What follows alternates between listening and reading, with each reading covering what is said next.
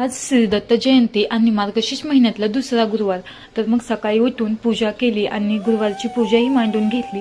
तर क्रिशाच्या रांगोळीसोबत असा काहीसा पराक्रम चालू होता आणि खरंच खूप प्रसन्न वाटत होतं घरामध्ये वातावरण.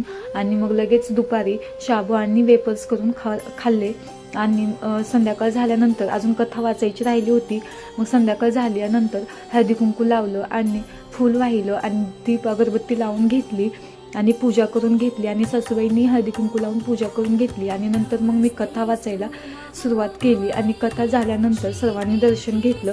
तर क्रिशा आमचीच कॉपी करून स्वतःही दर्शन घेत होती आणि मग लगेच मी सासूबाईंच्या पाया पडले. तर क्रिशा खरं म्हणतात ना की आपलं अनुकरण करतात लहान मुलं, ते मात्र खरंच आहे.